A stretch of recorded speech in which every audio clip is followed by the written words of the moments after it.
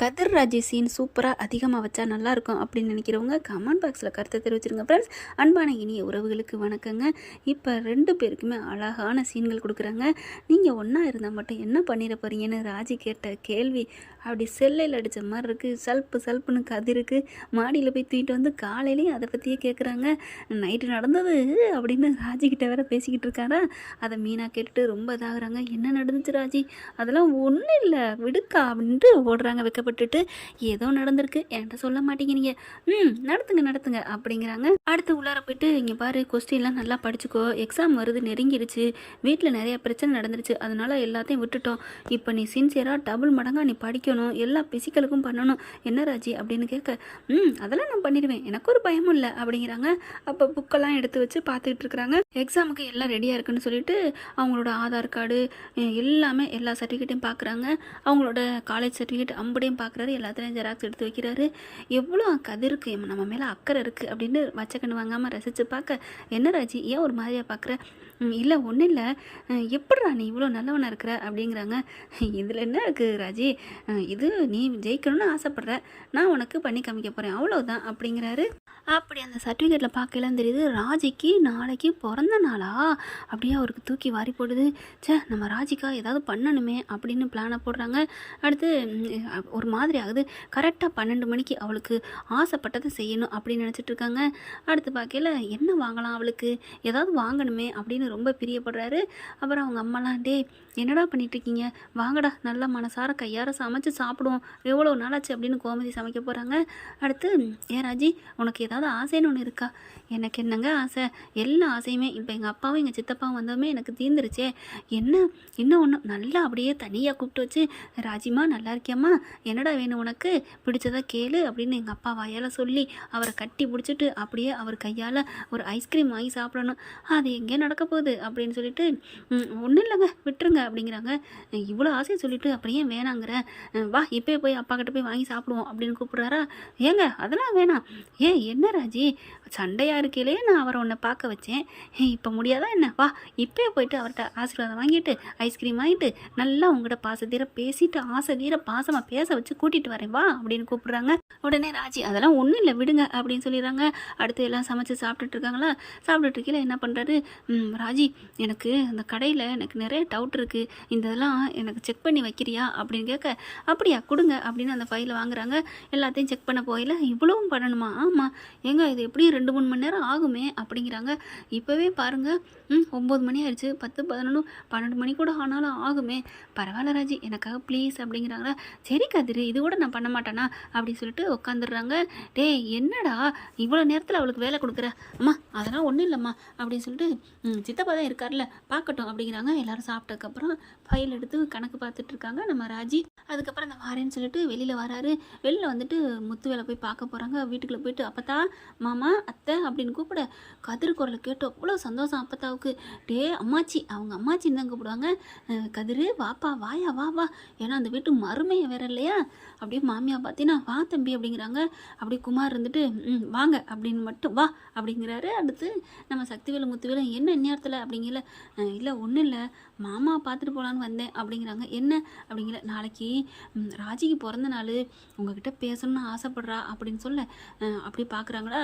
டேய் பாவண்டா புள்ள, அவள் என்னடா ஆசைப்பட்டா, உங்ககிட்ட பேசணும் தானே கேட்குறா, உன் சொத்தையா கேட்டா அப்படின்னு சொல்ல, அதை கூட கேட்டேன் அம்மாச்சி, உனக்கு ஏதாவது வாங்கிட்டு வரணும்னு, அவர்கிட்ட எனக்கு ஒன்றும் வேணாம், அவர் கையால் ஒரு ஐஸ்கிரீம் வாங்கி சாப்பிடணும், அவர் என்கிட்ட நல்லா இருக்கேன்னு கேட்டால் போதும், எனக்கு எதுக்குடா அங்கேருந்து சொத்து சோகம், எனக்கு சொத்தே நீ இருக்கிற அப்படின்னு அவள் சொல்லிட்டா அம்மாச்சி அப்படின்னு கதிர் சொல்ல, ஐயோ அந்த அளவுக்கு நீங்கள் என் பிள்ளைய பார்த்துக்கிறீங்க, அதனால தான் நீங்கள் போதும்னு நினைக்கிறா அப்படின்னு அவங்க அம்மா சொல்கிறாங்க. நாளைக்கு கண்டிப்பாக வர்றேன்ப்பா அப்படிங்கிறாங்களா. சரி அப்படின்னு சொல்லிட்டு கிளம்புறாங்க. அப்புறம் வெளியில் வராரு முத்துவேலும். வெளியில் வந்து சரி நான் வர்றேன் கண்டிப்பாக அப்படிங்கல. இல்லை அங்கிள் நான் ஒரு விஷயம் சொல்லணும் அப்படிங்கிறாங்க. என்ன சொல்லு அப்படிங்கல. அப்படியே அவர் ஆசையை சொல்கிறாரு. சரி பார்த்துக்கலாம் அப்படின்னு சொன்னோன்னே, நிஜமாவா? ஆமாம், ஐயோ ரொம்ப தேங்க்ஸ் அப்படின்னு சொல்லிடுறாரு. சொல்லிவிட்டு கதிர் வந்துடுறாங்க. கதிர் வெளியில் போயிட்டு அவங்களுக்கு என்ன பிடிச்சதா வாங்குறாரு. பாக்ஸில் வாங்கிட்டு வீட்டுக்கு வந்துடுறாங்களா. கதிர் ராஜிக்கிட்ட ஒன்றுமே சொல்லலை. அடுத்து பார்த்தா, என்ன ராஜி எல்லாம் பார்த்துட்ருக்கியா? பார்த்துட்ருக்கேன் அப்படின்னு சொல்லிட்டு இருக்கேன். அடுத்து ஃப்ரிட்ஜில் போயிட்டு அதை வச்சுறாரு. அவங்க கேட்ட ஐஸ்கிரீமு அதே மாதிரி எல்லாத்தையுமே ரெடி பண்ணிடுறாருங்க. அப்புறமா மணி கரெக்டாக 10 செகண்ட் இருக்குது, 10 நிமிஷம் இருக்குது. போதும் ராஜி, இல்லை நான் கொஞ்சோண்டு இருக்குது, பரவாயில்ல, ஏன்னா அவங்கள 12 மணி வரைக்கும் முழிக்க வைக்கணுங்கிறக்காண்டி வேலை கொடுக்குறாரு. போதும் வாடா அப்படின்னு கூப்பிட்றாங்க. இல்லை கதிரு நான் அட நாளைக்கு பார்த்துக்கலாம் வா அப்படின்னு சொல்லிட்டு கூப்பிட வீட்டுக்குள்ளே ரூமுக்குள்ளே போகலான்னு நினைக்கல. இல்லை இப்போ வந்துடுவார். வாசலை பார்க்குறாங்க. கரெக்டாக பார்த்தா 12 அடிக்க 1 நிமிஷம் இருக்குது. வர்றாருங்க. கதவை லைட்டாக தான் திறந்து வச்சுருக்காங்க. முத்துவேலு உள்ளார வர்றாங்க. அதுக்கப்புறம் ராஜி அப்படின்னு சொல்லிட்டு ஃப்ரிட்ஜிலேருந்து அந்த பொருளை எடுக்கிறாங்க. என்னது அப்படிங்கிற 2 பாக்ஸ் இருக்குது. பார்த்தா அவரே முத்துவேலே பாக்ஸை கொண்டாந்துடுறாருங்க. அவர் வர்றேன்னு மட்டும்தான் சொல்லியிருந்தாங்க 12 மணிக்கு. ஆனால் இவர் ஐஸ்கிரீமோடு வருவார்னு நினைக்கல. ஆனால் நம்ம ஆள் தலைவன் என்ன பண்ணுறாங்க, இந்தா ராஜி அப்படின்னு சொல்லிட்டு கையில் கொடுக்குறாங்க. என்னது பிரித்து பாரு அப்படிங்கல, உன்னோட ஆசை நிறைவேறும் அப்படின்னு அந்த பாக்ஸ்குள்ளே இருக்குது. என்னோட ஆசை எங்கள் அப்பா பார்க்கணும், ஐஸ்கிரீம் வாங்கிக்கணும். அதுதான் அது எங்கே நிறைவேற போகுது இந்நேரத்தில்? அதெல்லாம் கண்டிப்பாக நிறைவேறு ராஜி அப்படின்னு சொல்லிட்டு கையை பிடிச்சி கொடுக்குறாரு. இனிய பிறந்தநாள் நல்வாழ்த்துக்கள் அப்படின்னு சொல்லிட்டு வாவ் வாவ் சூப்பர் அப்படிங்கல. ராஜிமா அப்படிங்கல 12 மணி டங்கின்னு அடிக்குது. அப்பா அப்படின்னு திரும்பி பார்க்குறாங்க. அப்படியே ஓடி வந்து கட்டிக்கிறாங்க. விஸ்வாசம் படத்தில் அவங்க பொண்ணு அஜித் பொண்ணு கட்டி பிடிக்கும் இல்லையா, அப்பா அப்படின்னுட்டு அது மாதிரி அப்படியே என் தங்க மகளுக்கு ஹாப்பி பர்த்டேமா, இனிய பிறந்தநாள் வாழ்த்துக்கள் அப்படின்னு சொல்கிறாங்க. அப்படியே கட்டி பிடிச்சி நெத்தியில் முத்தம் கொடுக்குறாரு. அதுக்கப்புறம் இந்த பாக்ஸை பிடி அப்படிங்கிறாங்க. அப்படியே வாங்கிக்கிறாங்க. என்னப்பா அது, என்னன்னு பாரு. அப்புறம் ராஜி நீ நல்லா இருக்கியா அப்படின்னு கேட்க, நான் நல்லா இருக்கேன்பா அப்படின்னு சொல்லிட்டு இதை சாப்பிடு, இதை பிரித்து பாரு அப்படிங்கிறாங்க. அதுக்கப்புறம் பிரித்து பார்த்தா ஐஸ்கிரீமு. அப்பா என்னப்பா, உனக்கு தான் இப்போ எனக்கு நீ வாங்கி கொடுப்பீங்களா அடிக்கடி, அதுப்பா அதுதான் வாங்கிட்டு வந்திருக்கேன் அப்படின்னு சொன்னோன்னே அப்படியே சந்தோஷம் தாங்கலை ராஜிக்கு. என்ன சொல்கிறதே தெரியல. எப்படிப்பா அப்படிங்கல, எல்லாம் உன் வீட்டுக்காரர் தான், உன் புருஷன் தான் அப்படிங்கல. கதிரை பார்க்குறாங்க திரும்பி. அடியன் தான் அப்படிங்கல. இதுக்கு தான் துருவி கேட்டியாடா அப்படின்னுட்டு, ஐஸ்கிரீம் உருக போகுது சாப்பிடு அப்படின்னு சொல்ல, நான் ஏற்கனவே உருகி போய்த்தான் இருக்கிறேன், இதை வேறையா அப்படின்னு சொல்லிட்டு அப்படியே சாப்பிட்றாங்க. அப்பா நீங்கள் கொஞ்சம் ஒரு கடின்னு அவங்களுக்கு ஒரு கடி கொடுக்குறாங்க. அதுக்கப்புறம் கதிருக்கு ஒரு கடி, அப்புறம் அவங்கள ஒரு கடி கடிக்க என்ன ஒரு சத்தம் அப்படிங்கிற மாதிரி வர்றாங்க கோமதி. என்னது அண்ணே அப்படின்னு சொல்லி கூப்பிட, அடுத்து பார்த்தா அங்கேருந்து மறுபடி சக்திவேலு. என்னது அப்படிங்கல, அண்ணே வந்துட்டீங்களா, நான் ராஜிமாவுக்கு 12 மணிக்கு சர்ப்ரைஸ் கொடுக்கணும்னு வந்தேன் அப்படின்னு சொல்ல, சித்தப்பா அப்படின்னு ஓடி போய் கட்டி பிடிச்சிக்கிறாங்க. அடுத்து பார்த்தா அம்மாச்சி வருது. அப்பத்தா பார்க்கல, டேய் நீங்கள் வந்துட்டீங்களாடா அப்படி 1 by 1 எல்லாரும் வந்துடுறாங்க. என்னங்கடாது, அதுக்கு சொல்லிட்டே வந்திருக்கலாமே, நாளைக்கு போய்க்குருவோம் அப்படின்னு எல்லாரும் பேசுனீங்க. நாளைக்குன்னு சொல்லல, எல்லாரும் மனசுலேயும் ஆசை இருக்குது தெரிஞ்சிச்சு, அதனால நீங்கள் எல்லாம் வருவீங்கன்னு எனக்கு தெரியும் அம்மாச்சி அப்படின்னு கதிர் சொல்கிறாரு.